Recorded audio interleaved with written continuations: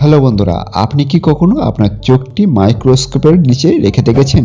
অথবা আমরা সবাই জানি মিলিয়নের পর লক্ষ কোটি স্পাম আমাদের শরীর থেকে বের হয়, কিন্তু এই স্পামগুলো কি আপনি কি কখনো মাইক্রোস্কোপের মাধ্যমে দেখেছেন? আর গাছের পাতা কিভাবে খাবার খায় এই জিনিসটা মাইক্রোস্কোপের মাধ্যমে দেখলে আপনি হয়তো আপনার নিজের চোখেও বিশ্বাস করতে পারবেন না। তো বন্ধুরা, আজকের ভিডিওটি অনেক বেশি ইন্টারেস্টিং হতে চলেছে, তাই জানতে হলে ভিডিওটি মনোযোগ সহকারে শেষ পর্যন্ত দেখতে থাকুন। তো স্বাগতম আপনাকে ত্রিভুবনে আরো একটি নতুন এপিসোডে। নাম্বার 1, হিউম্যান আইস।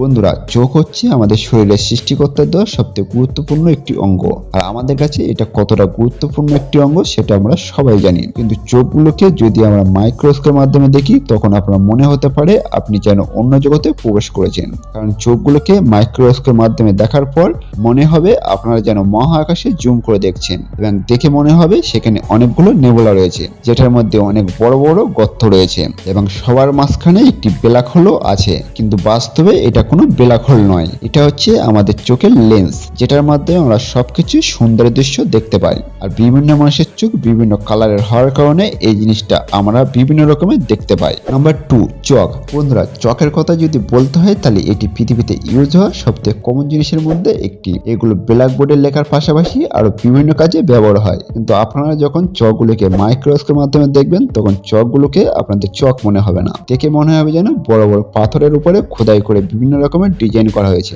আর এই জিনিসটা যদি মাইক্রোস্কোপে না দেখতো তাহলে চকগুলো যে এইরকম দেখতে এই জিনিসটা কেউ বিশ্বাসই করতে পারতো না। Number 3, plant. বন্ধুরা, আমরা ছোটবেলা থেকে শুনে এসেছি সূর্যের আলো থেকে এনার্জি নিয়ে গাছ কিভাবে খাবার তৈরি করে, কিন্তু গাছ কিভাবে সূর্য থেকে এনার্জি নেয় এই জিনিসটা জানার জন্য গাছের পাতাকে যখন মাইক্রোস্কোপের নিচে রাখা হয় তখন পাতার মধ্যে ছোট ছোট অনেকগুলো ছিদ্র দেখতে পাওয়া যায়। এখানে আপনারা ভালোভাবে দেখলেই বুঝতে পারবেন পাতার মধ্যে থাকা ছিদ্রগুলো কিভাবে মানুষের মুখের মতো নড়াচড়া করছে। আর এই ছিদ্রগুলোর মাধ্যমে সূর্যের এনার্জিগুলো গাছের ভিতরে যায়, এবং এই এনার্জি থেকেই গাছ খাবার তৈরি করে। Number 4, human tongue.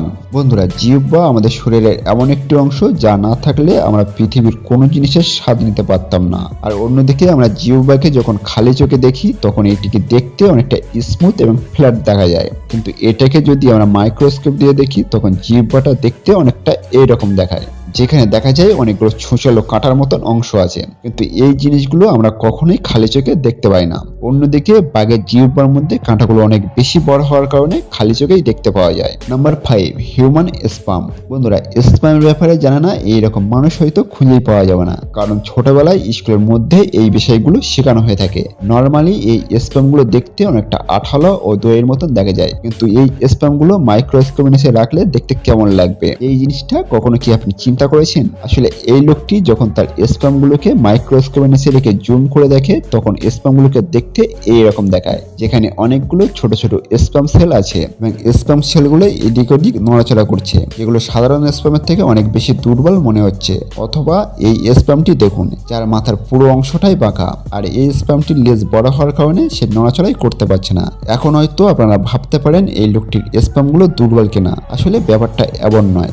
স্পামের ভিতরে অনেকগুলো লক্ষ কোটি জীবিত সেল আছে, আর ফার্টিলাইজ হওয়ার জন্য এগুলোর মধ্যে শুধুমাত্র একটি সুস্থ সবল স্পামই যথেষ্ট, কারণ স্পামের ভিতরে এরকম লক্ষ লক্ষ অ্যাবনর্মাল সেল থাকে, কিন্তু বাচ্চা হওয়ার জন্য সেই স্পামটি মহিলাদের ডিম পর্যন্ত যেতে পারে, যেটা কিনা সব থেকে বেশি সুস্থ সবল এবং সব থেকে বেশি শক্তিশালী। তো বন্ধুরা, আজকের ভিডিওটি এই পর্যন্তই। আর ভিডিওটির প্রথম পার্ট যদি আপনারা না দেখে থাকেন আমাদের চ্যানেল থেকে দেখে নিতে পারেন। আর আপনি যদি এমনই রহস্য রোমাঞ্চ আনকমন ইন্টারেস্টিং ভিডিও দেখতে পছন্দ করে থাকেন তাহলে আমাদের চ্যানেলটি সাবস্ক্রাইব করে পাশে ওটা বেল আইকনটি প্রেস করুন। দেখা হচ্ছে আগামী এপিসোডে, ততক্ষণ ভালো থাকবেন, ধন্যবাদ।